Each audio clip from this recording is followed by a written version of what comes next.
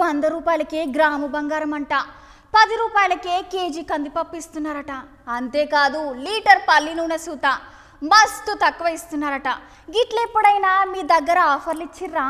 గట్లని తక్కువ ఇస్తున్నారని అత్యాశకి పోతే ఇగో గిట్లనే అవుతుంది. వామ్మో వామ్మో ఏమైనా ఐడియా చేసిర్రా? మీరు అందరు ఏడమోపోయిర్రా? ఏదైనా పని చేసుకొని బతికితే ఏందిరా అంటారు. ఇప్పుడు నేను చెప్పే ముచ్చట చూస్తే రండి బాబు రండి, అన్ని సరుకులు మస్తు అంటే మస్తు తక్కువకే, మంచి ధరుణం మించితే దొరకదు. మళ్ళా అది సుత ఒక్క మన గుంటూరులకే 1 గ్రామ్ బంగారం 100 రూపాయలే, కేజీ కందిపప్పు సుత 10 రూపాయలకే.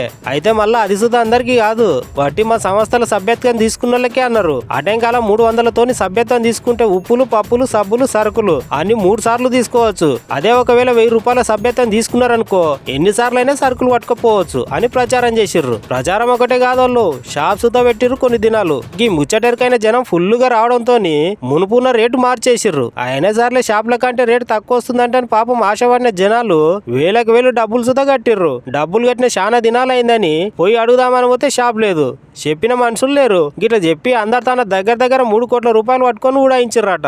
చేతులు గాలినాక ఆకులు పట్టుకుంటే ఏం లాభం చెప్పుర్రి. మోసపోయిన మంది తెలుసుకున్న బాధితులు అందరు కలిసి ఎస్పీ కార్యాలయంలో ఫిర్యాదు చేసిర్రట.